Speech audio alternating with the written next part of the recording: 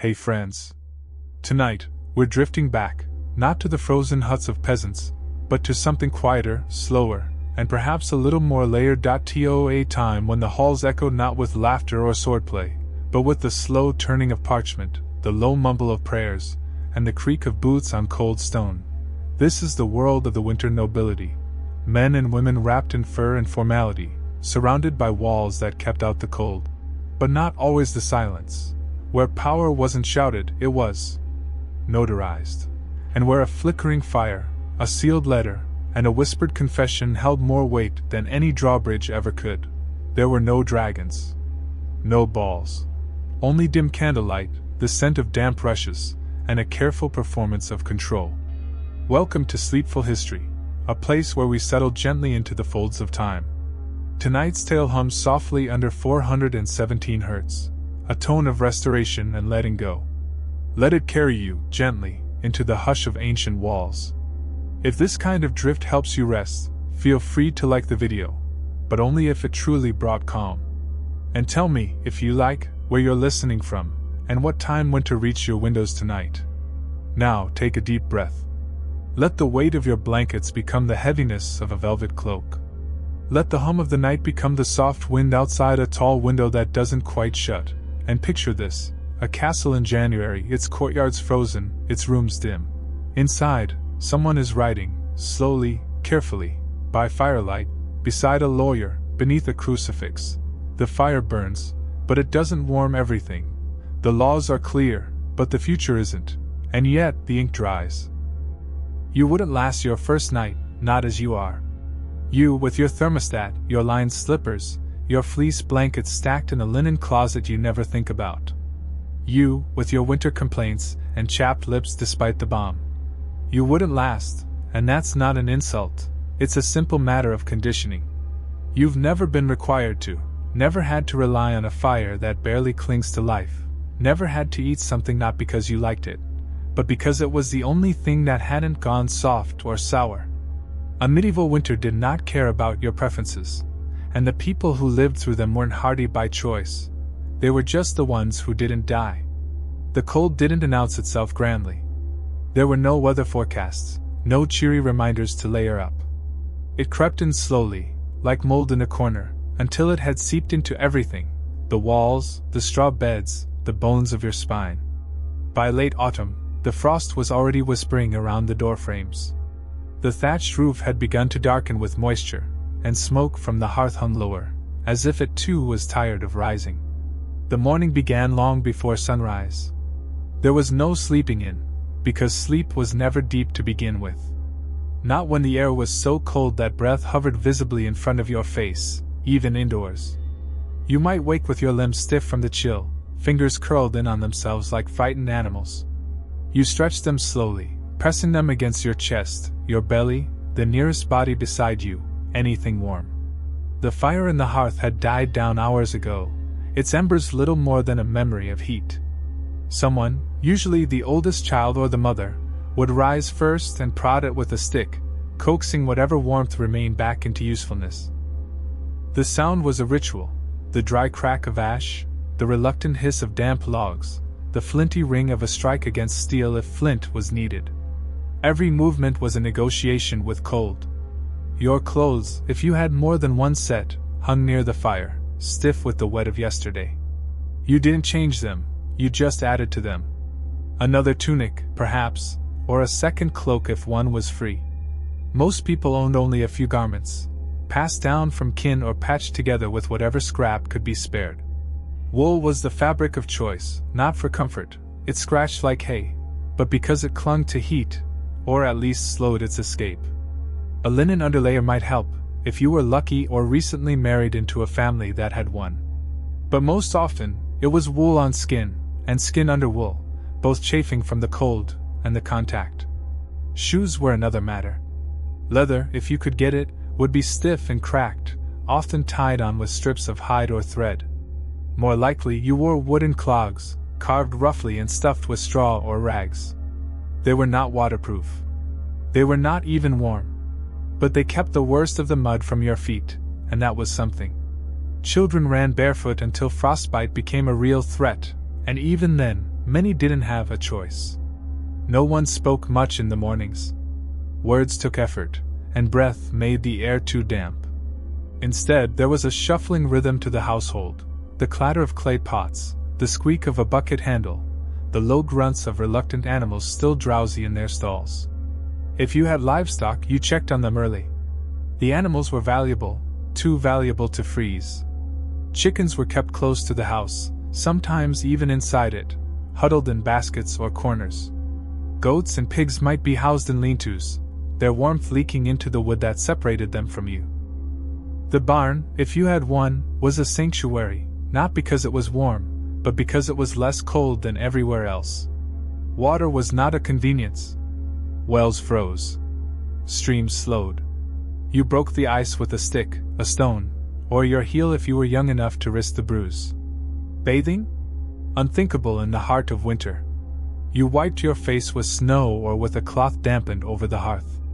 Hair matted, skin cracked, and fingers blackened with soot and cold.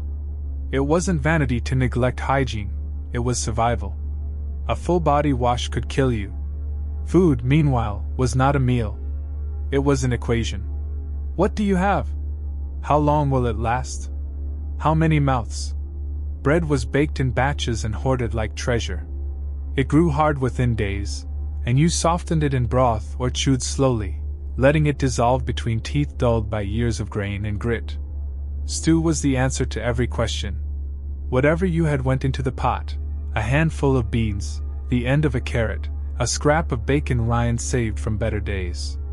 You stretched it with water and salt, if you had either, and hoped the result would fill more stomachs than it angered. Children learned early not to ask for more.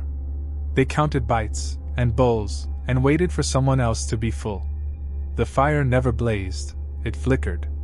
You fed it like a reluctant pet, small twigs, dried dung, the occasional stolen log.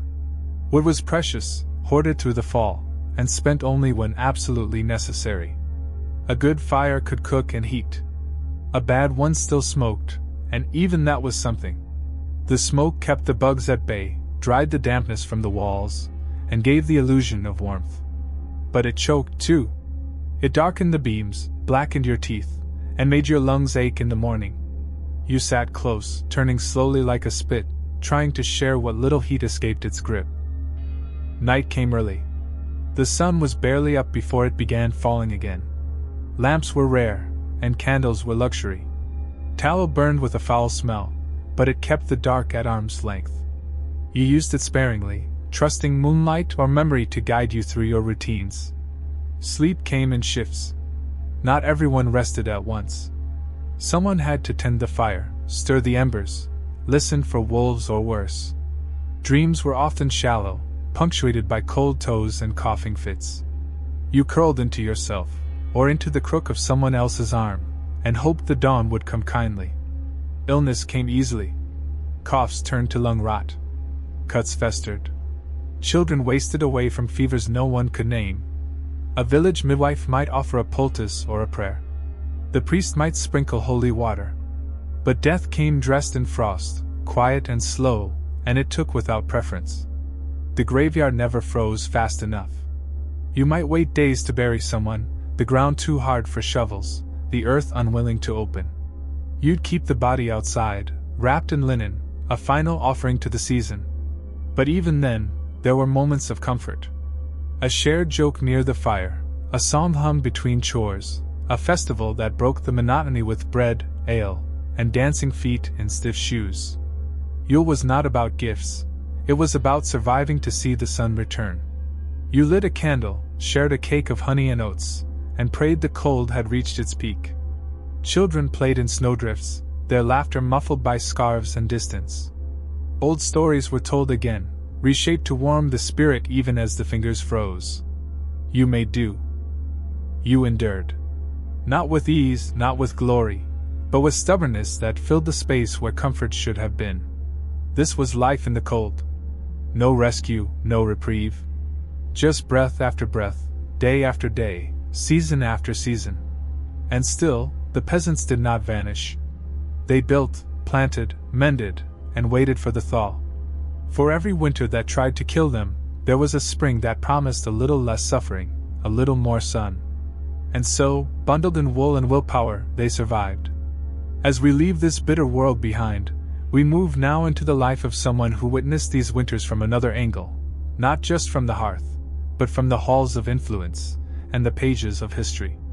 Someone who knew cold, not only from the wind, but from the choices power demands in its pursuit. The cold shaped everything. It shaped how you moved, how you ate, how you breathed. In winter, breath wasn't a simple exhale, it was an act of preservation. You tried not to waste it. Words were shorter, movements smaller. Even your laughter was quieter, so you didn't let warm air escape your lungs faster than necessary. It wasn't just about comfort, it was about conservation, as though your very breath was one of the few resources you could still control. In the fields, silence reigned. The earth had long since hardened, stiff with frost and layered with snow. No plows cut through it, no seeds sank into it. Everything slept, but that sleep wasn't peaceful. It was a bracing stillness, a pause that demanded you make it to the next thaw. There were no crops, only memory. What you'd harvested in late summer and early autumn sat now in baskets and barrels, in sacks tied tight and jars sealed with wax. You measured time by how much food you had left. If the barley was getting low in December, you might not make it to March. Peasants knew hunger not as a moment but as a season. Winter hunger was slow.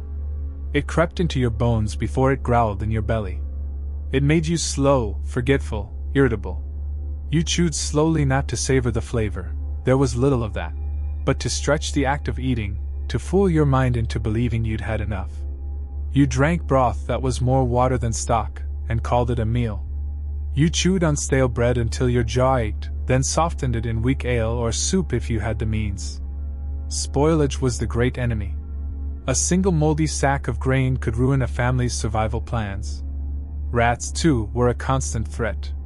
They chewed through cords and wood alike, stealing your crumbs and leaving behind disease. You might find their tracks in the flour, their droppings in the oats. Traps were set, but with bait you could ill afford to waste. You swore at them. You feared them. Sometimes you envied their resilience. Clothing was never sufficient. A peasant's winter wardrobe was not designed for luxury or even full coverage. It was a matter of layering what you had, patching what you could, and living with drafts you couldn't fix. Mittens were often made of old wool sewn roughly together, sometimes lined with straw. Hoods were essential, not for style but survival, drawn low over the brow and tied tight beneath the chin. Your ears were always cold, always red. You learned to live with numbness as a constant condition. Washing clothing was nearly impossible. There was no warm water in abundance, no soap to spare. Fabrics were worn and reworn, airing them by the hearth or simply accepting the smell. Your clothes began to carry stories, of smoke, of damp leaves, of sweat, of the meals you cooked and the places you slept. You didn't expect to feel clean. You only hoped to feel dry. And even that, only occasionally. The cold brought more than discomfort, it brought change. Relationships shifted. People drew closer. Not always from affection, but from necessity. Families that might quarrel all summer suddenly slept close, pressed together like livestock. Privacy dissolved into shared breath and blanket corners. Children slept head to foot. The elderly were placed near the fire, if space allowed. Babies were wrapped in shawls and carried on the chest beneath cloaks, hearts beating together in fragile warmth. Daily work continued, of course, because winter wasn't a holiday. It was just a harder season. Repairs were made when weather allowed. Thatched roofs were checked for leaks. Chickens needed feeding, goats needed milking. Firewood had to be split. And when the cold was too great, people turned to indoor work, spinning wool, mending tools, grinding grain. The mortar and pestle sang a steady rhythm that gave a sense of order to long, gray days.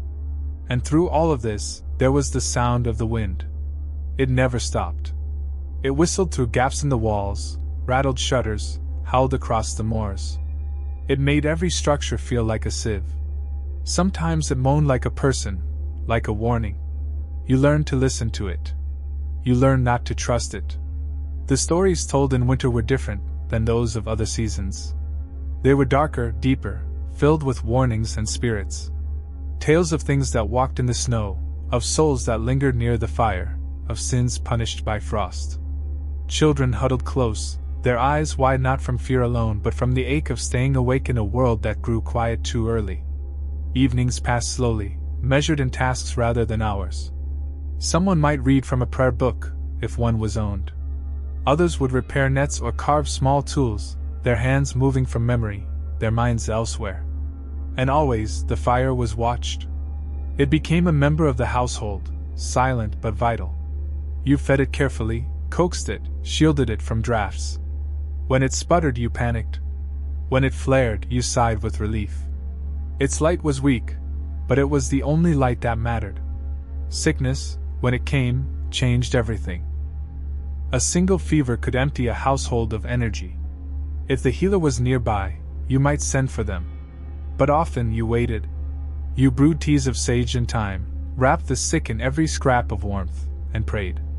There was no certainty in recovery, only the long watch of the night and the quiet dread of stillness.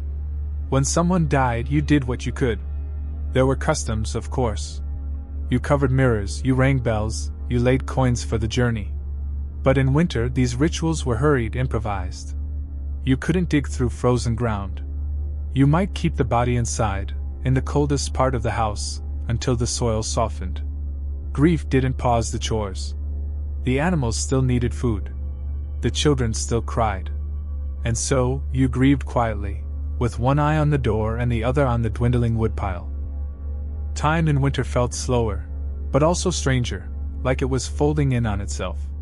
One day blurred into the next, not because nothing happened, but because everything that did happen was so repetitive, so necessary, so utterly unremarkable in its urgency.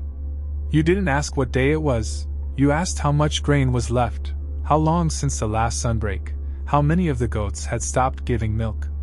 You didn't think in hours, you thought in tasks. Have the buckets been filled? Has the fire been fed?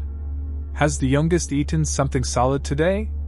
Even light became a kind of currency. A bright noon was rare and precious, used wisely for outdoor tasks too dangerous or difficult to do by moonlight.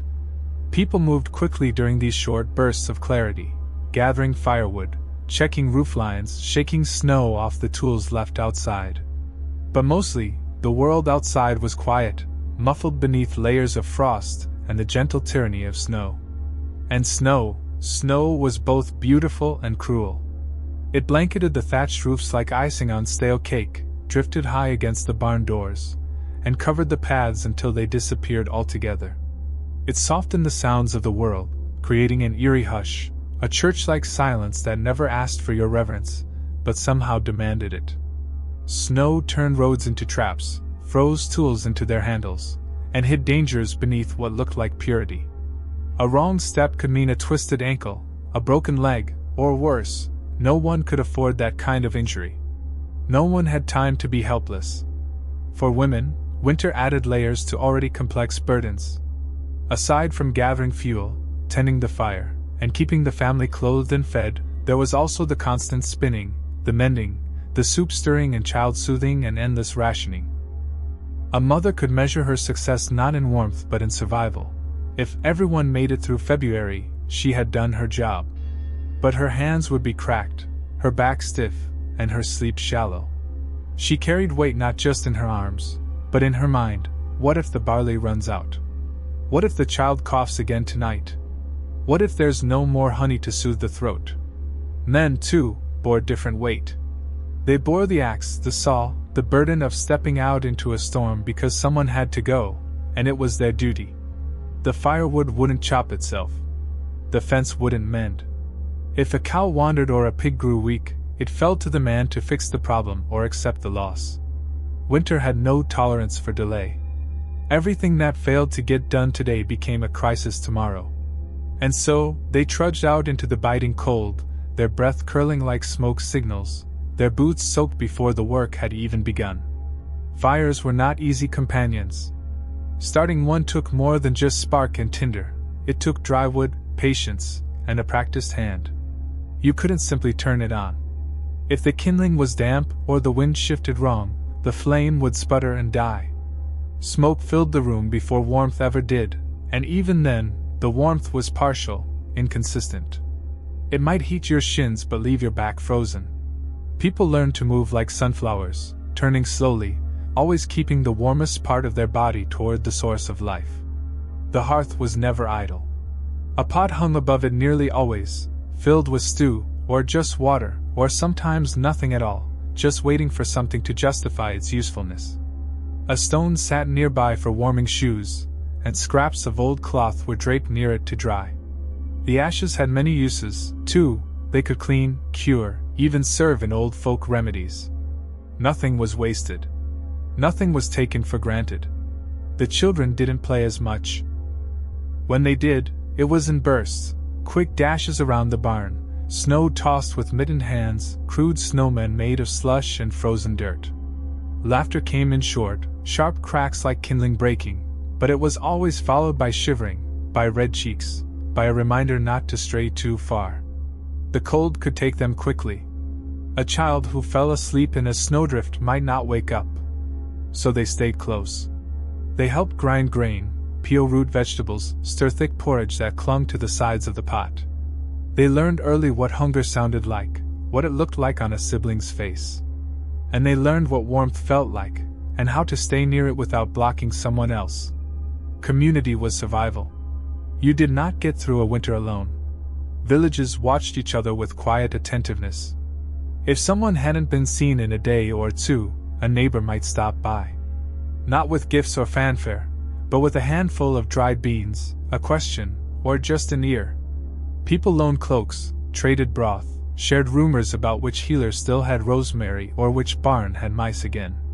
There were no holidays in the modern sense, but there were feast days, Yule, Candlemas, Saints' days, that offered a reason to gather, to tell stories, to remember that warmth wasn't always measured in degrees. Ale was brewed strong and dark. Bread was sweetened with dried fruit, if any was left. Children sang songs they only half understood, and the older folk closed their eyes and remembered winters from their youth, some better, most worse. And the faith, though wrapped in ritual, gave its own kind of fire. Mass was not just a place of prayer, it was a place of heat, a place of shared air and human presence. The church, though drafty, held more bodies in one room than most homes did. You breathed easier there, even if the sermon bored you. You didn't go to be enlightened, you went to remember you weren't alone.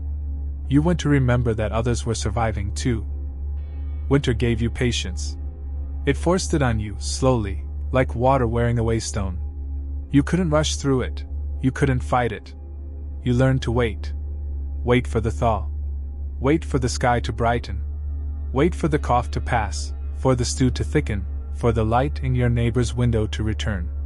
It was a season of waiting without guarantee, and yet people waited anyway. Not with hope in the modern sense, because hope suggested something bright and new might be just around the corner, but with endurance. With repetition. With routine. Winter was not an adventure. It was a burden you carried one sunrise at a time. And yet, it was also a teacher. It taught you the value of foresight, of stacking firewood before the leaves even began to turn.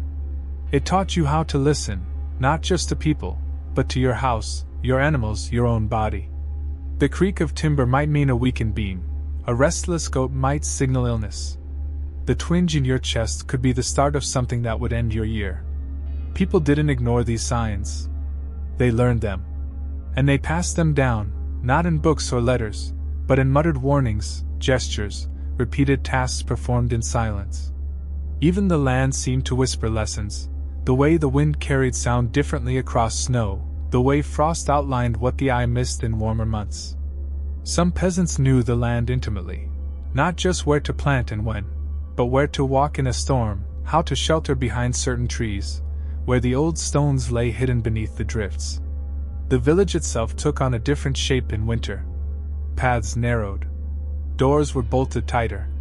Windows were stuffed with cloth or boarded altogether. People moved more slowly, not just because of the cold, but because every step mattered. You didn't want to fall. You didn't want to waste energy. You didn't want to attract attention from whatever prowled beyond the trees, real or imagined. Stories still lived in those shadows. Of spirits that wandered between homes, seeking warm blood. Of witches who cursed crops with a glance. Of beasts that waited until snow covered every trail before slipping into the village. Whether people believed these stories didn't matter, they acted as if they did. They lit candles in the window, hung charms above the door, crossed themselves more often. In the stillness of a frozen night, it didn't matter whether something was real. It only mattered that it was feared. And fear, in its way, kept people careful. By late winter, tempers began to fray. The same walls that once offered safety now felt confining. The same faces, day after day, became harder to meet without irritation. Hunger scratched more sharply, and fatigue grew deeper. But still, people worked. Still, they kept the fire going, still they fed the animals, still they rationed salt and whispered prayers. And when, at last, the ice began to retreat, when the thatch began to drip, and the stream trickled once more, there was no celebration. Just a long, shared breath. A quiet knowing. A whispered, "We made it." Children stepped outside without cloaks, for just a moment, and let the sun touch their faces. Men began to speak more loudly, women laughed at smaller things. The first signs of green were not decorative. They were salvation. Nettles, wild garlic, anything edible. They were picked and boiled and eaten gratefully, long before the grain stores were replenished. And yet, even as spring returned, you didn't forget the cold. It lingered in your joints, in your caution, in your dreams. It shaped you. Not into something stronger, but into something more prepared. You didn't trust warmth, not fully. Not yet. You still gathered wood, still patched the roof, still counted the jars and bags and bundles. Because winter was not a visitor. It was a cycle. And you knew it would come again. And now, as we leave this long and bitter season behind, let us shift our gaze. Let us move from the nameless, many lives that carried the burden of winter in silence, to one life that faced it with title, with legacy, and with power. In the next chapter, we will walk through the story of a figure who knew both the cruelty of nature and the weight of command. A figure whose choices shaped the winters of others, even as they shivered through their own. A life lived between duty and desperation. Between firelight and frost.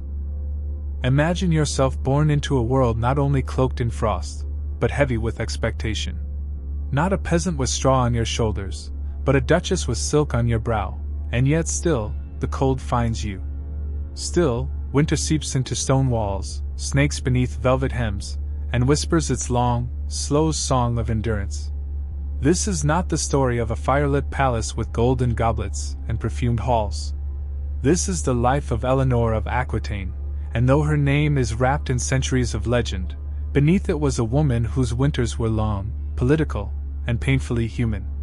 Born in the year 1122 or perhaps 1124, the records, like the fogs of history, are not entirely clear. Eleanor entered the world in the Duchy of Aquitaine, a region of southern France warmer than the north, yes, but not immune to cold nor to conflict. Her father, William X, Duke of Aquitaine, ruled over vast lands, and Eleanor, as his daughter, was not merely a child, but an investment, a link in a chain of succession that could stretch or snap at the will of a cough, a sword, or a particularly harsh season. As a child, Eleanor would not have carried wood to the hearth, nor stirred oats in a blackened pot, but she would have learned early that even in halls of power, comfort was a privilege, not a guarantee. The cold in a castle was a different kind than in a cottage. It was grander, stone-thick, echoing. Fires burned large but unevenly. You were warm near the hearth and chilled just a few steps away. The corridors remained dark and damp. Drafts howled through arrow slits, cloaks trailed dust, and the scent of rushes and smoke never quite left your skin. From her earliest years, Eleanor would have been taught how to survive not just the weather, but the eyes that followed her every move. Education came in the form of expectation. She learned Latin, likely some Greek, and the habits of courtly manners that would become her armor. She learned to read people the way others read books, quickly, quietly, looking for threats in the softest of phrases. and through it all the seasons turned.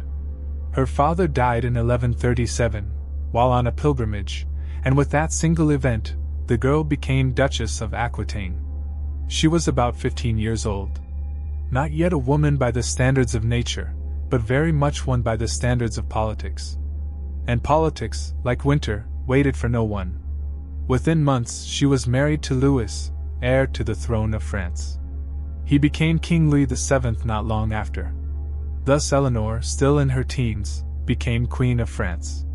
But queenship, for all its symbols, did not mean ease. It meant movement, scrutiny, alliances.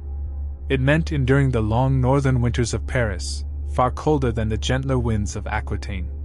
She wore heavier cloaks, dined in colder halls, heard Latin prayers muttered over frostbitten lips. Her new court, while pious and prestigious, was austere. Louis himself was a deeply religious man, more monk than monarch, and their marriage, though politically sound, was emotionally brittle. She, used to music, poetry, and the richness of Southern culture, now sat through sermons that stretched longer than the daylight.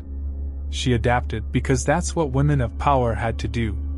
But even so, she did not forget who she was.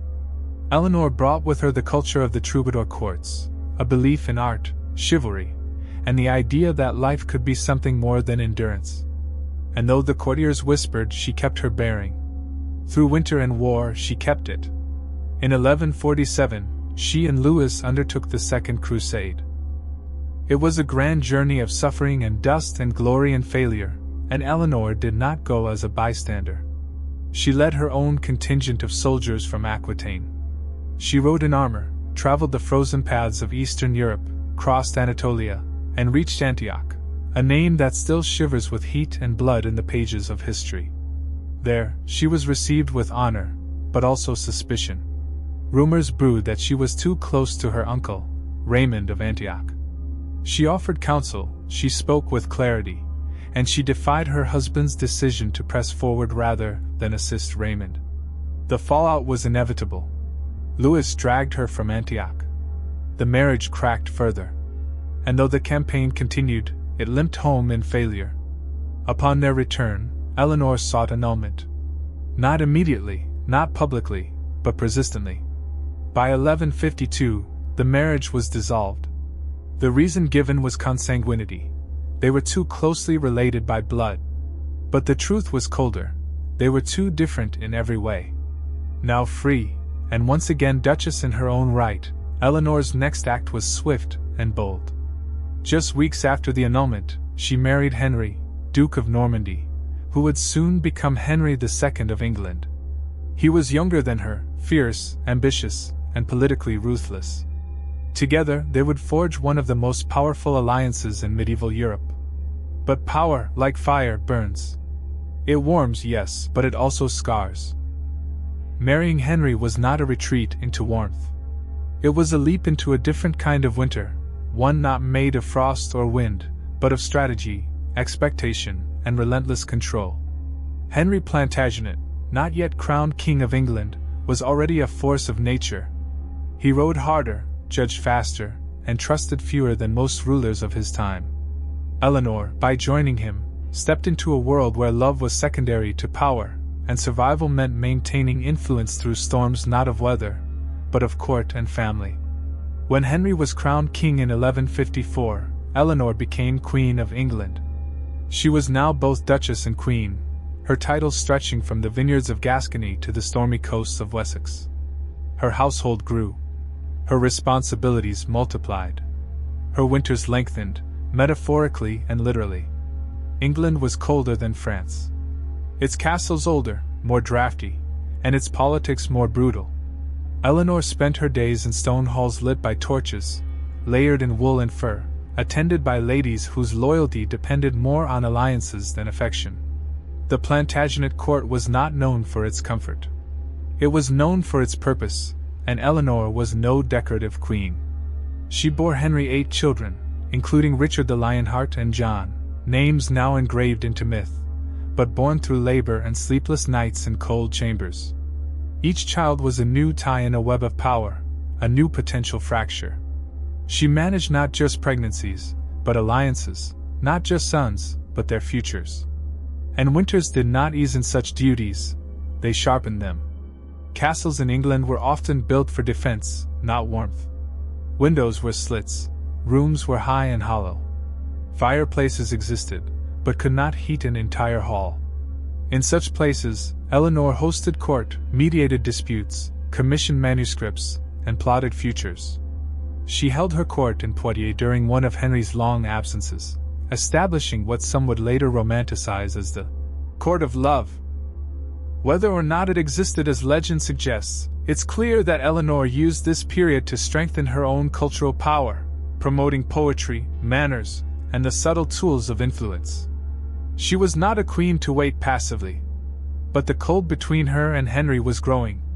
His ambitions left little room for equals, and Eleanor had never been comfortable in submission. Their sons grew restless, especially as they watched their mother's lands and titles get absorbed into their father's control. The Plantagenet family became a cauldron. Sons turned on fathers. Brothers fought brothers. And Eleanor, who had endured crusades and courts, now faced a new battle, a war of blood. In 1173, her sons, encouraged, it's believed, by Eleanor herself, rose in rebellion against Henry. They were tired of waiting for inheritance. Tired of being pawns. And Eleanor, perhaps, was tired of watching her legacy shrink under the shadow of a man who could not share power. The revolt failed. Henry, furious, struck quickly. He captured Eleanor, and in a move both petty and calculated, had her imprisoned. She was no longer young. She was in her 50s, an age considered ancient for a medieval woman, especially one who had birthed and buried more children than most could name. And yet he locked her away. Not in chains, but in rooms, manors, and cold towers. Not tortured, but controlled. Not forgotten, but silenced. She remained in captivity for nearly 16 years. Through long winters. Through the death of one son, and the aging of others. Through lonely Yules and frost-laced mornings, she waited. Time passed, but not softly. When Henry died in 1189, the throne passed to their son Richard, the Lionheart, the Crusader, the soldier-poet. His first act as king was to release Eleanor. She returned not as a weakened woman, but as the Queen Dowager, mother of the king, and once again, one of the most powerful figures in Europe. She was in her late 60s now, and yet she traveled, advised, and negotiated. She rode across mountains to fetch brides. She governed lands when her son was at war. And even when John became king after Richard's death, she did not disappear. Winter still came each year. It still whispered at the doors of her palaces, swept through the chapels where she prayed, climbed the walls of the abbeys where she sent letters and made plans. But Eleanor had learned how to live in winter, not with defiance, but with mastery. In her last years, she retired to the Abbey of Fontevraud, where she commissioned her own tomb, an act not of vanity, but of narrative. In the sculpture that still lies there, she is depicted not as a frail saint or a mourning widow, but as a queen holding an open book. Eyes closed, book in hand, she rests not in submission, but in control. As if, even in death, she is writing the terms of her own memory. Fontevraud Abbey did not offer the kind of warmth we might imagine when picturing retirement. There were no thick carpets, no velvet cushions. The abbey was a structure of discipline, of quiet, of cold stones and long corridors echoing with footsteps and chants. Eleanor, by then a woman in her 70s or even 80s, years unthinkably long-lived for her time, moved through these spaces with the same careful observation she had always possessed. She was not idle. Even in retreat, she corresponded with rulers, settled disputes, arranged marriages. Her hand guided the shaping of political alliances, and her name carried weight heavier than crowns. She had become more than a queen, she was history, alive and breathing. Winters at Fontevraud were long. The wind pushed through narrow windows. The abbey's gardens froze over. Meals were simple, often sparse, and nights were darker than she had once known in royal halls. But she endured them differently now, not with resistance, but with ritual. She rose early, as she always had. She attended prayers, supervised the workings of the abbey where she had taken patronage, and in the quiet moments she read. Or rather, she listened to others read, for her sight had begun to fade. Her world narrowed, yet it did not grow dim. The same fire that had burned in her youth, on horseback beneath crusader banners or in court surrounded by poets, now glowed in gentler ways. In counsel, in memory, in intention, the young women of the abbey watched her with reverence. She was not simply a benefactor, but a living legend. The stories of her life had already begun to detach from the facts. Was she really at Antioch in armor? Had she truly plotted rebellion against the king? Had she ridden over the Alps in winter to rescue a princess? Eleanor let the stories swirl. She did not correct them. History, she understood, was not always about accuracy. It was about influence. And even as she aged, she remained one of the most influential women in Western Christendom. But winters, no matter how you meet them, take their toll. Her body began to yield. She moved more slowly. She needed more rest. And yet, her mind remained focused. In her final years, she arranged one last marriage, that of her granddaughter Blanche of Castile to the son of the French king. That union would produce a future monarch of France, ensuring that Eleanor's blood, her legacy, her name, would continue to thread itself into the history of nations. She died in 1204. By then, kings had changed, wars had been fought, maps had shifted. But Eleanor had endured. Not just through titles or wealth, but through adaptation. She had survived the winters of politics, of marriage, of literal frost and hunger. She had watched husbands turn cold and sons fall in battle. She had been praised, vilified, locked away, and restored. And still, she persisted. If the peasant woman survived winter by scraping and stirring and layering rough wool, then Eleanor survived it through negotiation, strategy, and the quiet refusal to disappear. And in the end, both forms of survival were equally remarkable. History often remembers warriors and martyrs, saints and sinners. But there is something uniquely powerful in remembering those who lasted. Eleanor of Aquitaine lasted. She endured the seasons of her life without surrendering her mind or her voice. Her tomb, carved in limestone, does not show her in death. It shows her in rest, in thought, in mastery. And as the snow fell one last time on the rooftops of Fontevraud, the woman beneath that stone had already out. Fontevraud Abbey was not a palace. It was not a court of jesters and goblets, nor a gallery of mirrors and silk. It was stone and silence, discipline and dusk. The rooms were cold in winter, and colder still in memory. But Eleanor had never needed luxury to wield power, only space to think, to listen, and to endure. She arrived at Fontevraud aged and weathered, not broken. She had crossed mountains and borders, survived childbirth and prison, watched empires shift and sons rebel. She had lived through 2 royal marriages, a crusade, and decades of political firestorms. And now, in her final years, she chose the quiet. But even this quiet was calculated. Fontevraud was a place of reverence, of royal burials and high-born visitors. Its stone floors had echoed with the footsteps of abbesses and nobles for generations. Eleanor ensured it would echo with hers as well. The abbey's walls did not intimidate her. She had seen taller ones fall. She had lived in castles colder than this, governed courts far more treacherous. And yet, here among the nuns, she found a steadier rhythm, a life no longer at the center of Europe's storms, but just close enough to steer a few tides from the shore. Her days followed the monastic cycle, early rising, prayers in Latin, meals taken in silence. But Eleanor, as ever, was no simple observer. She financed repairs. She dictated letters. She arranged alliances. Her signature still carried diplomatic weight, and her messengers were received with deference by kings who remembered her not just as a queen, but as a survivor. She was in her 70s now, perhaps older. Her bones ached, her eyesight dimmed, but her memory was sharp. She remembered the names of lords who had once pledged her fealty. She remembered which provinces owed which taxes, which abbots were loyal, which bishops could be leaned on. She remembered every insult too, but age had turned them into private stones she no longer needed to throw.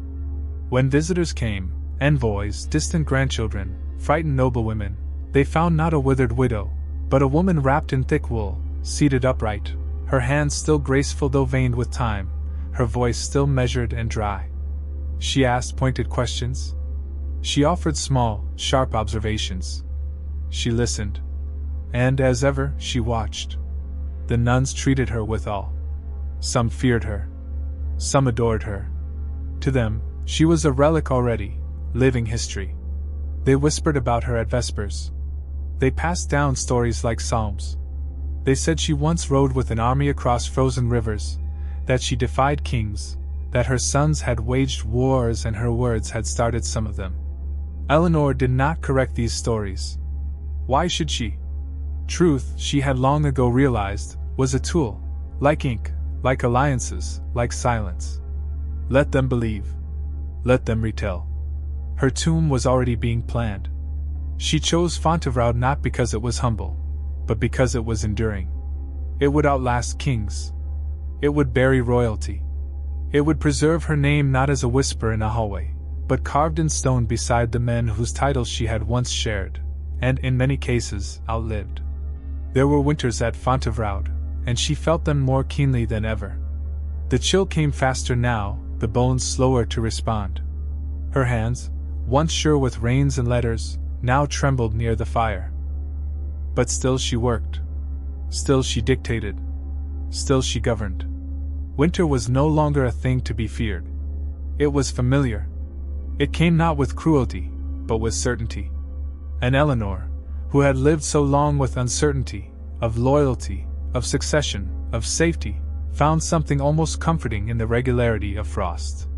She died in 1204, surrounded by her household and the monks of the abbey, in a room that overlooked the cloister garden, where even in winter, the bare branches traced patterns against the gray sky.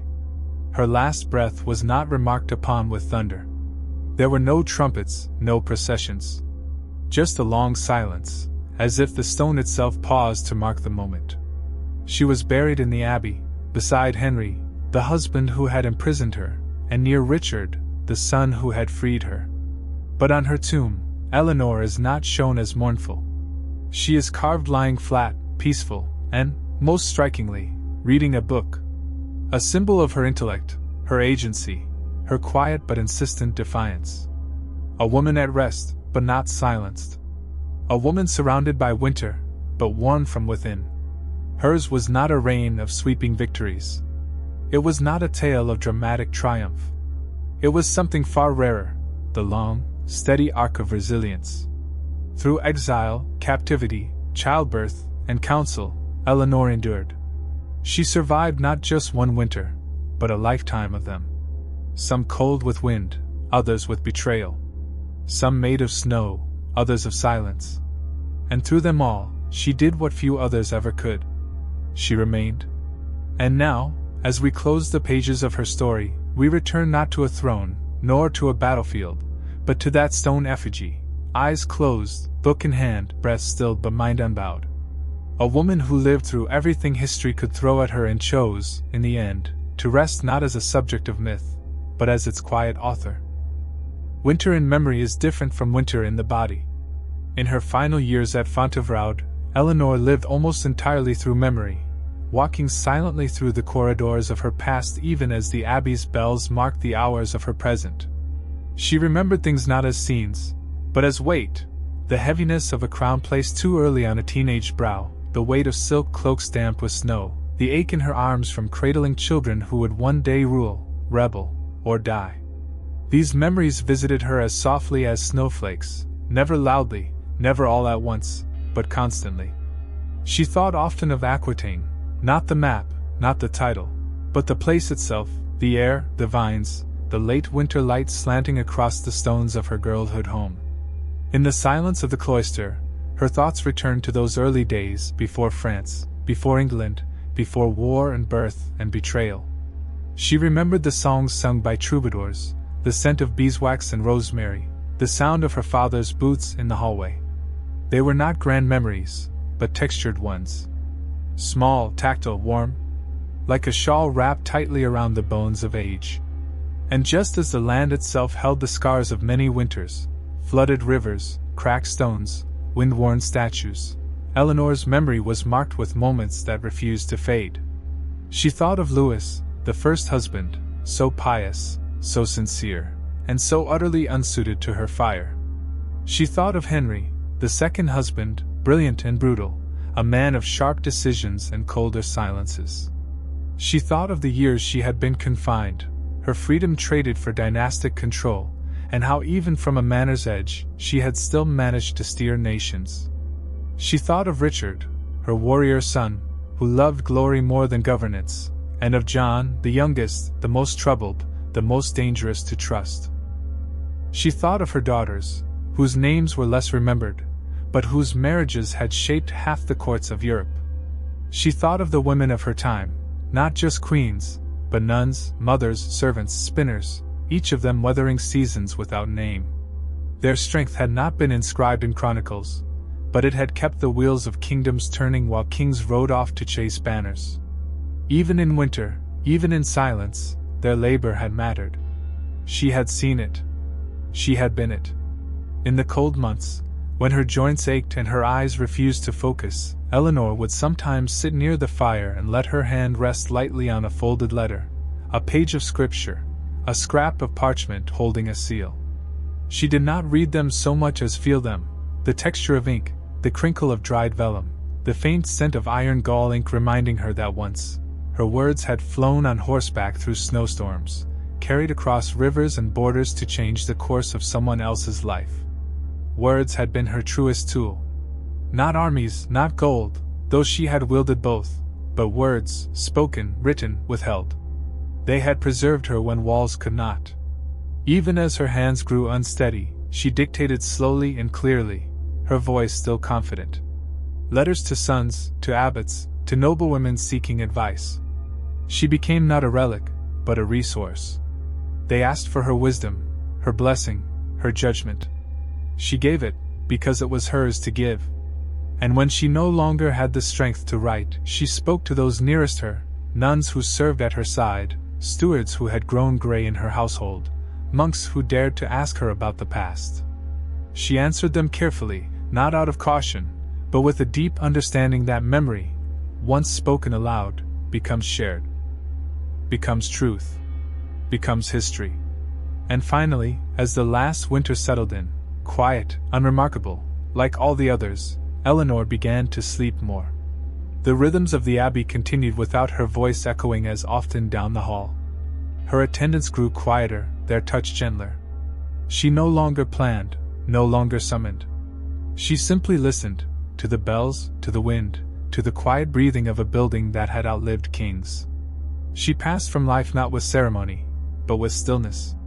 Her final moments were not marked by royal pronouncements or angelic visions. They were marked by peace. Peace earned not through surrender, but through completion. She had lived through every stage a woman of her station could occupy: heir, bride, queen, prisoner, regent, and finally, witness. And in each stage, she had not merely endured, she had shaped. Her tomb was placed beside those of Henry and Richard, a quiet triangle of granite and legacy. Visitors still pass them today. Tourists, historians, pilgrims. They gaze at the effigies, note the detail in the carvings, murmur about the woman reading a book as she sleeps. But what they often miss is the power of that silence. In a world that prized loud victories, Eleanor chose to leave a monument of quiet thought. No swords drawn. No veils lifted. Just a woman at rest with a page still open. And perhaps that is the final lesson of her winters, that survival does not always come through struggle, nor does power always need to roar. Sometimes, it is enough to endure, to persist through each frost, each silence, each falling leaf, until finally, the cold cannot follow. In the quiet soil beneath old villages, far from the polished corridors of palaces and the well-trod paths of scholars, lie stories that were never written, only lived. The frost of time has covered them gently. They are not grand, not crowned, not gilded in memory. But they mattered.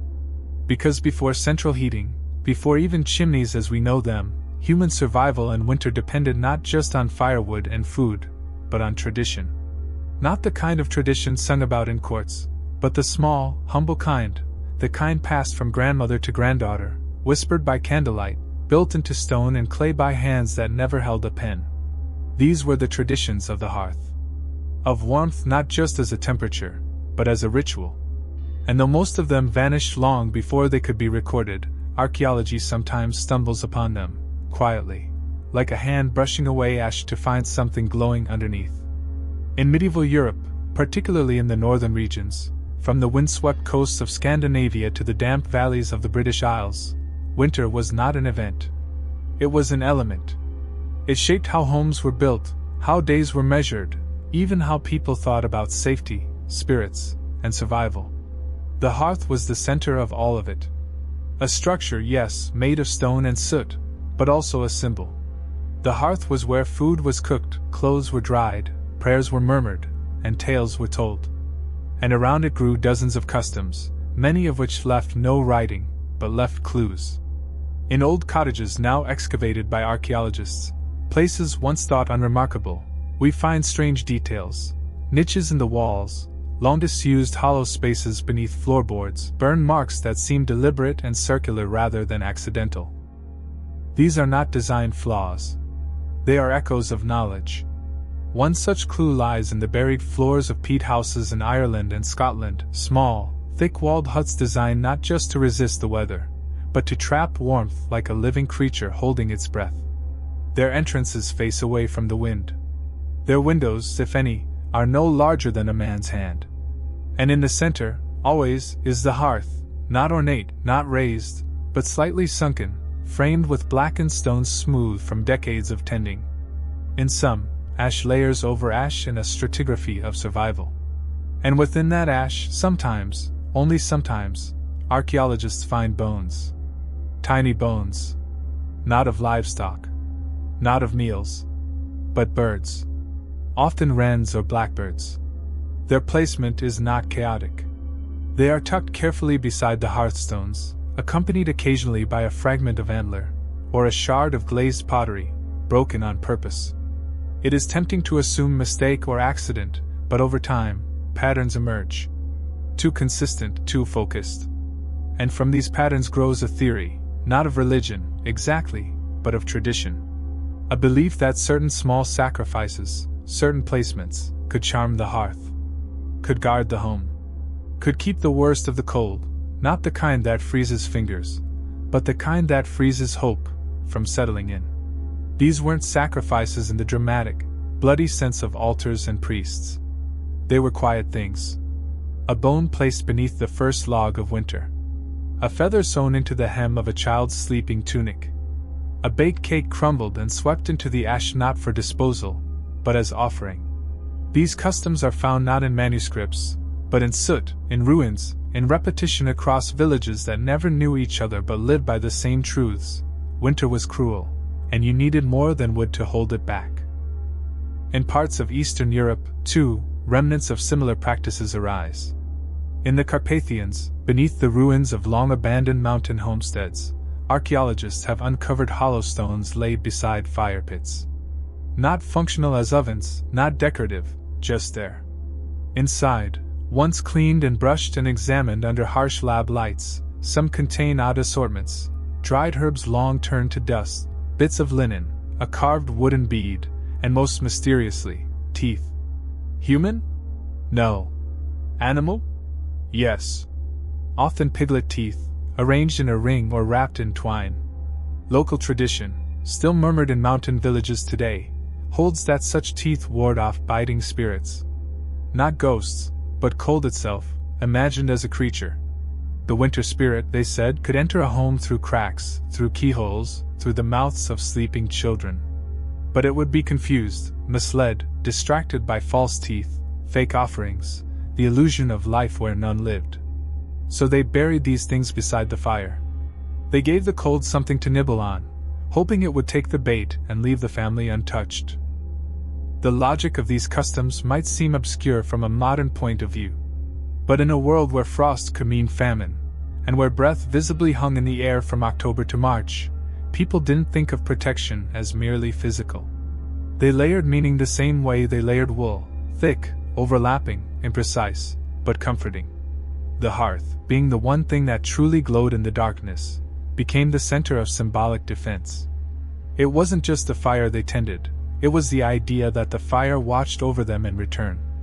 This mutual relationship with warmth extended into stories, too, folk tales passed along not as entertainment alone, but as instruction, as seasonal reminders of what could go wrong if one forgot to respect the home's most sacred space. In parts of Saxony and Bohemia, for example, tales persisted of ash wives, not real women, but household spirits said to rise from the ashes if the fire was left to die too deeply. These were not helpful spirits. They weren't mischievous or clever. They were simply cold. Cold and angry. They moved through the house with frostbitten fingers, freezing pans of water, turning soup sour, killing chickens without touch. And they always came for the forgetful, the lazy son who didn't split the wood properly, the mother who let the fire die while gossiping, the grandmother who stored the wrong herbs too close to the chimney. To prevent such visitations, families observed rituals, not elaborate ones, but small habits, repeated precisely. A log must be turned 3 times before bed. A pot of oats, even if uneaten, must remain near the hearth overnight. A pinch of salt should be dropped into the coals on the darkest day of the year. These weren't gestures of faith in the divine. They were quiet negotiations with the natural forces around them. The kind of beliefs born not from doctrine, but from long winters and longer memories. And while many of these traditions have vanished without written trace, others survive faintly in language and layout. Consider the concept of the witch mark, symbols carved into lintels, beams, and even above hearthstones.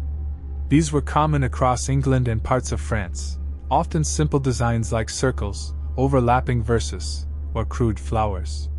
To the modern eye, they resemble careless graffiti.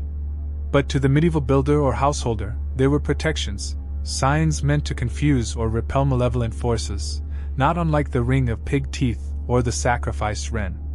The hearth was often encircled with such marks, placed where the smoke rose most steadily.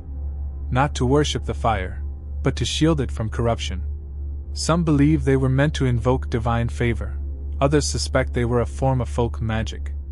But perhaps those categories are not so different in a world where the lines between sacred and superstitious blurred as quickly as the edge of a snowdrift.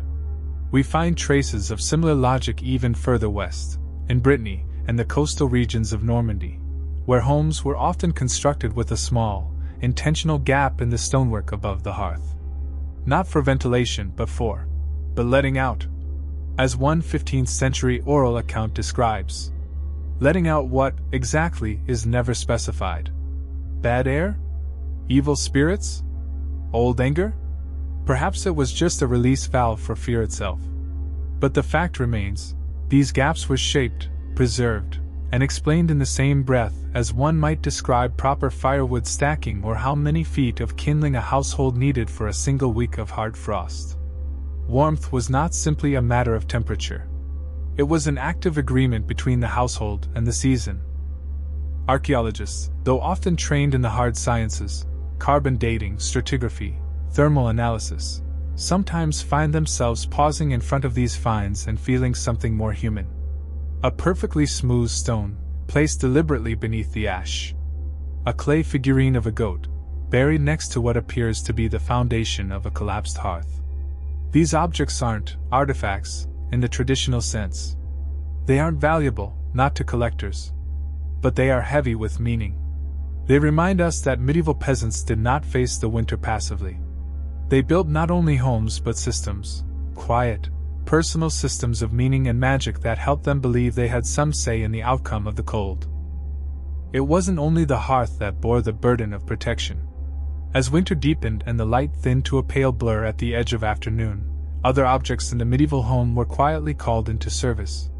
Certain tools, certain vessels, even bits of furniture gained symbolic weight once the season shifted. A wooden spoon, for example, carved with a simple braid pattern along the handle, wasn't just utilitarian. It was a charm, especially if used first to stir the first winter stew. In parts of the Low Countries, families would dedicate one cup, a wooden beaker or horn, to be used only during the coldest weeks. Whoever drank from it, even if only warm ale or broth, was said to take in the strength of the house's spirit. No one else used that vessel in spring or summer. It was washed and hung, often above the hearth, waiting. Waiting not as an heirloom, but as a guardian. The same idea was applied to beds, particularly the eldest bed in the house, often passed down through generations and positioned as far from the windward wall as possible. These beds became central in small, inherited superstitions, a sprig of dried ivy placed beneath the mattress to ward off fever, or a sliver of pine tied beneath the frame to encourage dreams of protection. Children who wet the bed too often in winter, likely a symptom of both cold and fright, were given small straw dolls, not as punishment, but as reassurance. These weren't playthings. They had no faces, no decoration. They were meant to lie quietly beside the sleeper, absorbing bad dreams and night chills. In some Germanic regions, similar objects were made from old bits of twine or weaving waste, bundled together and tied with ash-soaked string.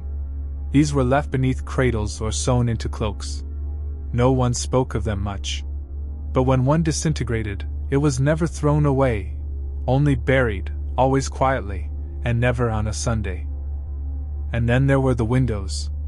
Modern eyes tend to look through them. Medieval ones often looked at them. A window was not just an opening. It was an invitation, sometimes welcome, sometimes dangerous. In winter, the air could come through cracks too fine to see, and with it came everything unseen. Some households marked their windows with small icons, etched into the frost, painted onto the wood carved in the frame. Crosses, moons, stars. Not religious symbols necessarily, but reminders. Boundaries. This is inside. That is not. You may not enter. There are records, sparse and largely anecdotal, of villagers leaving out tiny gifts on their sills. Not just for the poor, but for the cold itself. A bit of bread, a stub of candle, a pinch of spice. These weren't offerings in the formal sense, but appeasements. If the frost sees it is remembered, it will pass by. If the wind is greeted, it will not stay. Stories like this do not make it into royal chronicles. But they live in the soil, in the patterns of soot on a beam, in the worn threshold of a doorway facing south. They live in the oral histories passed down by those who never held power but held the knowledge of how to endure. Winter, for the medieval commoner, was not a single battle. It was a siege. You did not fight it all at once. You prepared slowly. You placed symbols where symbols might be noticed. You invited warmth not just with fire but with intention. Even the first kindling was often chosen carefully. Some houses reserved the charred remains of the previous year's final fire, a sacred ember or sliver of half-burned wood, and stored it in a leather pouch or iron box. This would be used to light the first proper fire of the new winter. In some cases, this ritual took on nearly religious form. The house would remain cold that morning until the old wood was fetched, placed, and lit. Only then could warmth return. It was continuity, not heat alone, that gave strength. And perhaps that's the heart of it, the idea that the cold could be survived not merely through fuel and food, but through repetition.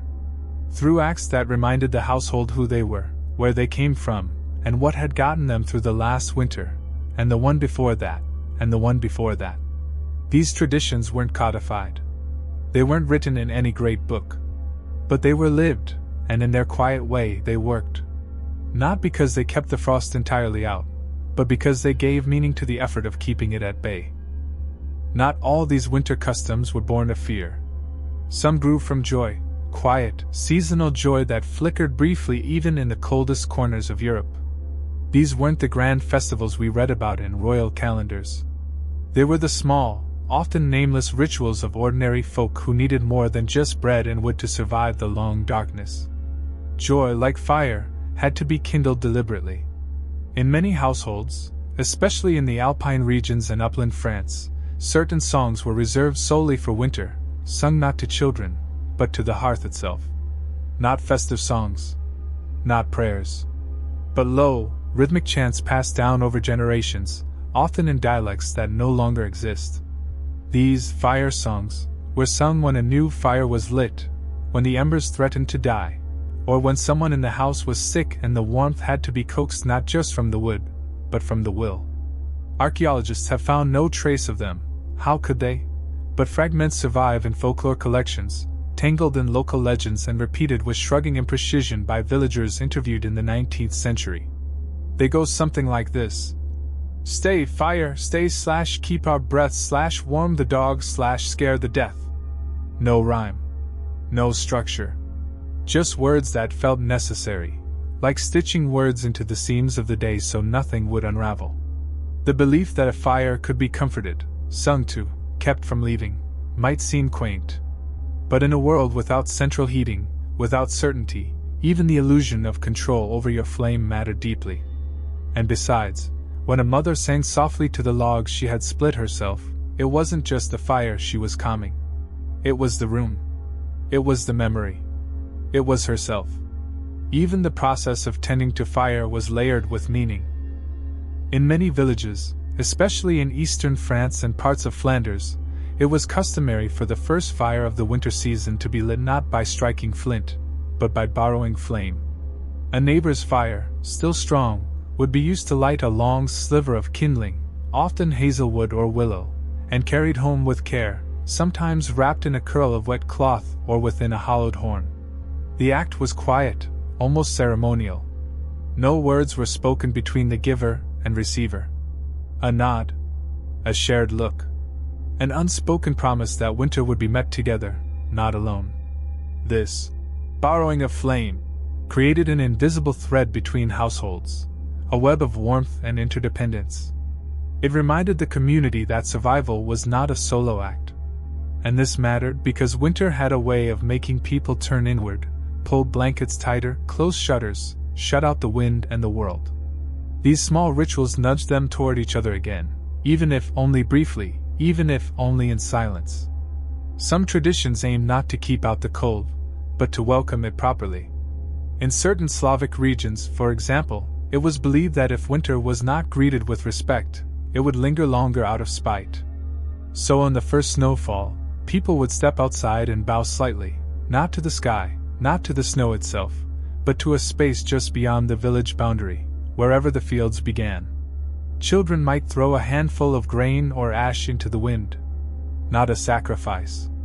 Just an introduction. "We see you," it said. "Come gently." Whether these customs worked was beside the point. They gave winter a shape, a personality. Something to negotiate with. Something to understand. The cold is more bearable when it has rules. And so, across centuries and landscapes, peasants who had little else built a language of gestures and stories, objects and habits, to face the season that asked the most of them. Not all of it survived. Most of it didn't. But sometimes, in a ruined cottage wall or a forgotten cellar, we find a mark. A bundle of straw. A stone that seems too carefully placed to be accidental. And we remember. We remember that these were not people who simply suffered through winter. They talked to it. They prepared for it. They made space for it in their lives, not just in body, but in spirit. Winter was not just endured. It was shaped, by hands, by stories, by silence. And though time has buried most of what was once spoken aloud, the shape remains. In darkened beams, in hearthstones too smooth to be accidental, in the absence of explanation carved into the everyday. These were not grand myths. No gods descended into the kitchen. No sacred text explained why ash must be stirred sunwise or why salt was always added to the first snowmelt. And yet people followed these patterns. Not to please a pantheon, but to keep the house from falling apart, to keep the spirit of the home from unraveling in the wind. Even language preserved fragments of this old logic. Words for warmth were often the same as words for safety. In Old English, hearth and home were nearly indistinguishable. In Slavic tongues, the word for fire could also mean heart. Across languages, the hearth was not just a fixture, it was the core. To let it die was to let everything die. That's why these rituals mattered. Not because they were magical, but because they reminded the people tending the fire, stirring the pot, wrapping the child in wool, that they were doing more than staying alive. They were holding something together. Something unseen. Something shared. In some villages, especially in the high valleys of the Pyrenees or the edge settlements near the Baltic coast, the last ember of each winter was saved in a special way. Not simply banked in ash, but placed in a hollow clay pot, sealed with beeswax, and stored in a wall niche. It was called by many names. The grandmother coal, the sleeping spark, the house's breath. In spring, when the new fire was needed for the next year's bread or first stormy night, it was dug out carefully, reverently, and used to start the new flame. A flame with memory. A line unbroken. And perhaps that is what these customs truly were, not superstition, but memory in motion. Not fear, but defiance. A quiet refusal to let the cold erase what mattered. Because when you had no army, no parchment, no legacy beyond your hands and your children's hands, you placed your trust in the things you could repeat. A log turned thrice. A feather tucked into thatch. A name whispered toward the door before you closed it for the night. And in doing so, you reminded yourself that survival was not only about not dying. It was about not disappearing. And so the old marks remain, beneath paint, beneath plaster, beneath the knowledge of those who live there now.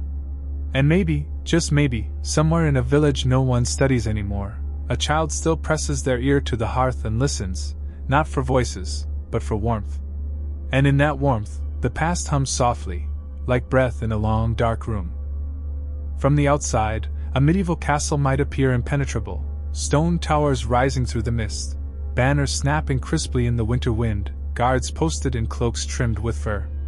Inside, one imagines roaring fires, feasts on long oak tables, and nobles warming their hands over golden chalices of spiced wine.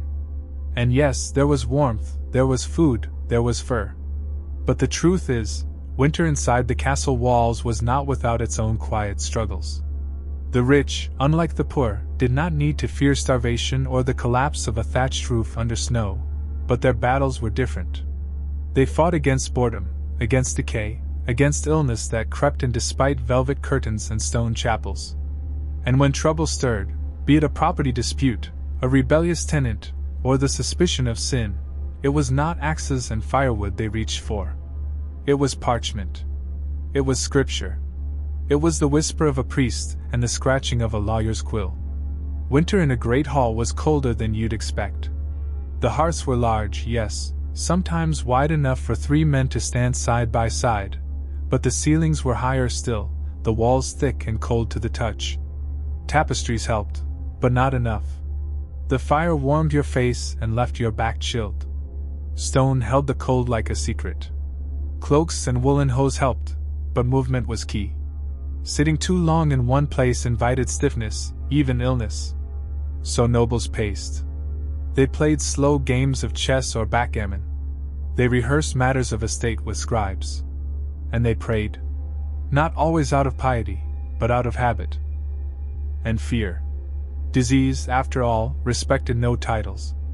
For the wealthy, spiritual defense was as important as physical protection. The family book of hours, a carefully copied devotional text, was more than a symbol of piety. It was a personal shield against the unknown. Each page a ritual, each prayer a barrier. Illuminated with gold leaf and deep indigo, these books traveled with their owners, nestled beside the bed or carried discreetly under cloaks when visiting nearby abbeys. They were kissed, held, clutched. They were not read all at once, but in rhythms that matched the cold, morning prayers before the fire was lit, evening psalms before the coals dimmed, a Hail Mary whispered at the chapel door when the wind howled just a little too fiercely through the arrow slits. For the lord of the manor, protection came not just from soldiers or thick walls, but from legal clarity. Winter was a time when disputes crystallized. Fields lay fallow, but arguments grew. Who owned the lane that had frozen over? Who had rights to the wood gathered last autumn? Who paid rent, and who claimed hardship? And so, in the solar chambers above the great hall, amid the scent of wax and the squeak of chair legs on stone, lawyers were summoned. Charters unrolled. Seals warmed in wax. Disputes over land boundaries were copied onto parchment with painful precision. These documents were not dusty relics, they were weapons. To hold a letter bearing the seal of a bishop or the endorsement of a baron was to hold a shield against chaos. In this way, parchment became a kind of insulation, wrapping a noble family in clauses and rights and signatures, keeping the uncertainty of winter and war at bay. But even with warmth, with documents, with ritual, still, winter pressed in. Behind the castle walls, time slowed. The days were short. Candles smoked and guttered. Meals were hot but heavy, bread soaked in gravy, roasted meats, sweetmeats spiced with cloves and cinnamon from faraway ports. These delicacies did more than nourish. They reminded everyone present that this family was still powerful enough to summon heat from distant lands. Nutmeg from India. Pepper from the Levant. Salt from mines deep in the mountains. To eat richly in winter was not indulgence. It was a performance of control. But even the richest cloak cannot warm a restless mind. And for the noble classes, especially the landowners, bishops, and titled ladies of influence, winter brought more than just weather, it brought reflection. The harvest was behind them, the court circuits suspended, the hunt less frequent. Snow slowed everything, including ambition. And in that stillness, when the fires pop and crackle were the loudest sounds in the room, thoughts turned inward. Not everyone enjoyed this kind of introspection. Some nobles filled the silence with commissions, new tapestries to be woven by spring, Latin translations of Roman texts copied by candlelight, altar cloths designed in intricate embroidery to be donated at Lent. In one castle, high in the valleys of the Rhineland, a minor lord once commissioned 12 identical iron braziers, not for heat efficiency, but for the symmetry of placing one in each corner of his long hall. The records show they barely worked, but it mattered little. They glowed evenly. That was the point. Control, over fire, over form, over fear. Others took to reading, not casually, but relentlessly. A lady of modest rank in northern Burgundy was said to have spent one entire winter with nothing but a psalter and a wax tablet, copying each line of scripture by hand, word by word, as penance for a dream she believed foretold her death. She lived 3 more decades, but never again wintered without a quill in her hand. In many manners, the long cold months became a time of accounting, spiritual and financial alike. Inventories were drawn and redrawn. Stores of salted meat, flour, grain, candles, wax, wine, and medicinal herbs were counted obsessively. The steward, cloaked in sheepskin and forever carrying a tally stick or ink-stained ledger, became one of the most important figures in the household hierarchy. He moved like a ghost through the manor, his breath puffing in the air as he counted barrels by torchlight and tapped on casks to listen for rot. Numbers were his prayers. Order was his warmth. Even marriages were considered more carefully in winter. Betrothals planned in the warmer seasons were negotiated in earnest by firelight. Letters flew, carried slowly by riders in heavy cloaks, stamped with soft seals, containing promises that had nothing to do with love and everything to do with wool, vineyards, and defensive positions. Dowries were weighed like grain, not jewels. The winter was a season of strategy wrapped in soft tones and formal phrasing. And yet, not all was severity. There were entertainments, too, albeit more subdued than in summer.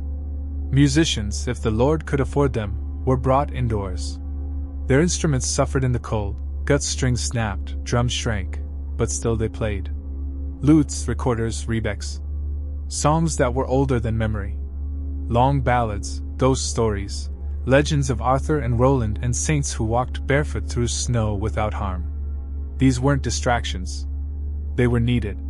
Because the wind pressed against the walls each night, and even the finest leaded glass windows rattled under its breath. Children were kept close. Nurses and tutors taught them indoors, using slates, beads, rhymes. Lessons were often framed around the season, the months of the calendar. The names of saints whose feast days marked time more surely than the sun. The young were not insulated from death.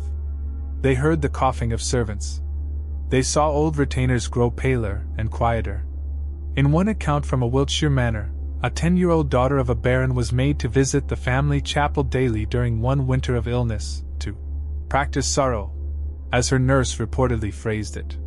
She wore a black ribbon for a week before anyone had actually died. Ritual became rehearsal. Even the architecture reflected this logic.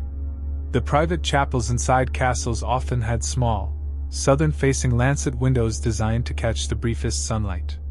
These slivers of light were believed to purify, not medically, but spiritually. To bathe in them was to remind oneself of God's presence, even when the outside world was locked in ice.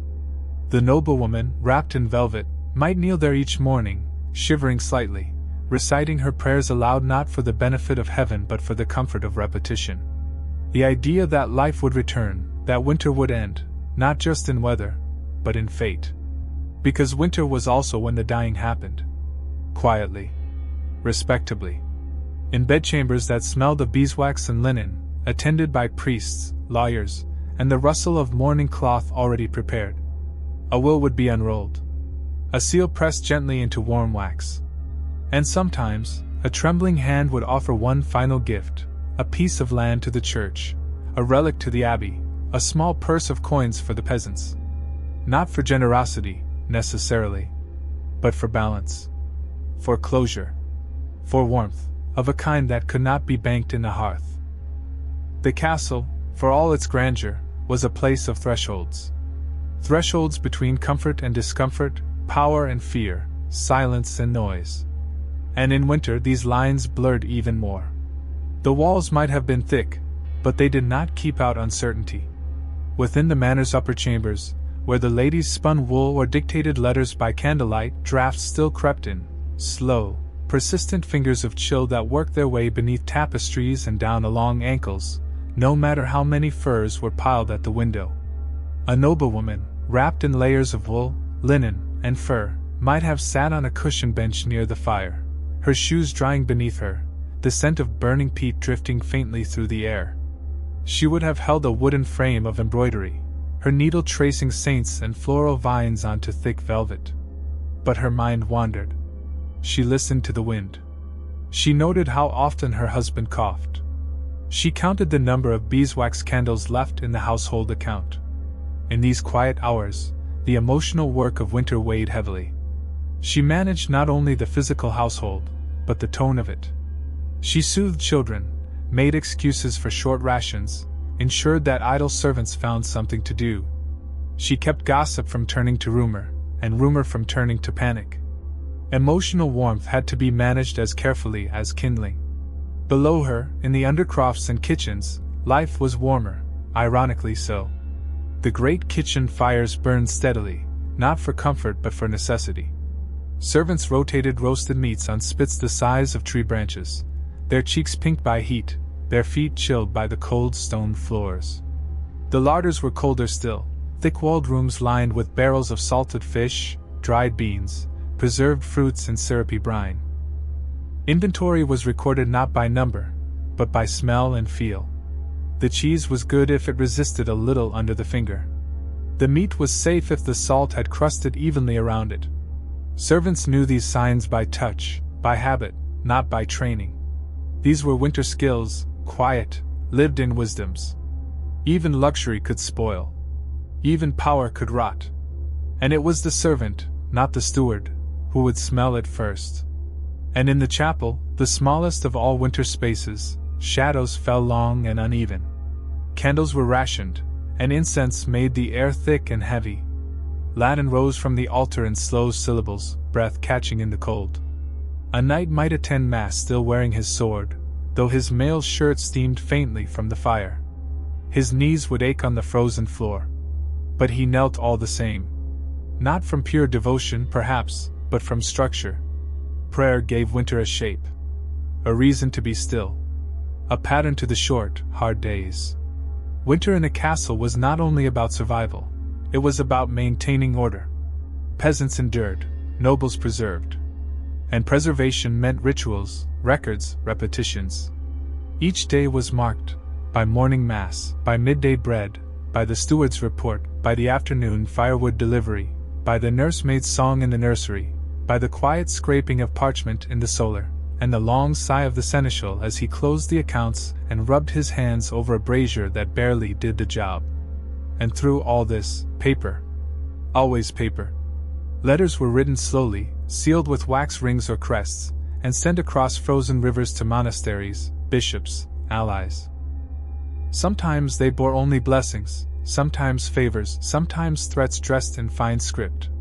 They were not only communications, they were declarations that the house was still awake, still active, still capable. A sleeping noble household invited questions. A busy one deterred them. There is a surviving letter from a minor nobleman in Picardy, dated to the winter of 1372, in which he writes to his brother, "The fire smokes. The ale is thin. But my name is spoken daily, and that is a warmth no hearth can give." He understood that reputation, like coals, must be tended, or risk going cold. Beyond the walls of the manor, and the controlled chaos of its kitchens, there was another kind of cold, one that didn't bite the skin, but tugged at influence. For the noble class, winter wasn't just a season of domestic order, it was the season of political calculation. When battles ceased and fields fell dormant, the nobility turned inward, not only into their halls but into their plans. With roads treacherous and messages delayed, winter slowed the pace of power just enough to allow space for ambition to sharpen. This was the time when lands were promised, disputes were drafted into letters, oaths were reconsidered, and long-stalled conflicts were reframed through legal channels. The warmth of the hearth was not merely physical, it was strategic. It became a place of councils, of whispered succession plans, of subtle shifts in loyalty that would bloom or collapse by spring. In estates belonging to the higher nobility, counts, dukes, and the occasional bishop lord, rooms were appointed not only for comfort but for negotiation. A warming chamber, heated by both a wall hearth and a brazier, might double as a private council room. In it cloaks were hung, gloves laid out to dry, and deals made in low voices while candles flickered along the tapestry threads. The parchment stretched across the table didn't just hold ink, it carried futures. Here, a daughter's dowry might be increased by 3 sheep and a parcel of winter barley. There, an agreement was made to supply firewood to a less fortunate monastery in exchange for political favor come planting season. Even religion, so ever present in medieval life, took on a different tone in winter. Confessions became quieter, heavier, more laden with fear. Death was closer, felt in the creak of every old man's knees and the rattle of every child's cough. Monks who visited from nearby abbeys brought not just sacraments, but rumors, whose fields had failed, whose heir had died, whose banner might not rise again come Easter. These visits were often planned in advance and hosted with all due respect, but the undercurrent was always the same: exchange. The noble family gave gifts, salt, wool, a few coins for the cloister. In return, they received not only spiritual absolution but information, a kind of news that carried more weight than any tally sheet. In one well-recorded example from the manor of a viscountess in Limousin, the annual winter donation to the local abbey was wrapped with a request, not openly phrased, but hinted at. "The boy of Arnaud's line, he thrives still, yes?" The answer, whispered beside the chapel fire, shaped the viscountess's entire inheritance strategy for the coming year. And in this way, information moved with warmth. So did risk. For castles were not immune to fire. The same hearth that heated the chamber, if left untended or stoked too hard, could destroy entire wings of a manor. This was no small fear. Winter fires were dangerous, especially in older structures where dry beams ran beneath new thatch, or where servants used oil improperly, or where a candle fell into straw stored too close to a back wall. Records tell of sudden losses. The manor of Béarn, in the winter of 1269, lost its eastern watchtower not to siege, but to a single overturned lamp carried by a pageboy fleeing a scolding. The fire spread quickly. 5 servants died in their sleep, the chapel was gutted, and the surviving lady of the house wrote, "The snow has covered all signs of it, but I feel the heat of that night more than I ever felt the fire." From then on, she ordered all candles to be extinguished at vespers and the hearth to be covered with a great bronze lid, a rare and costly item smithied on request. But even that protection was symbolic as much as practical. Castles, for all their might, were fragile ecosystems of labor and silence, of ritual and rank.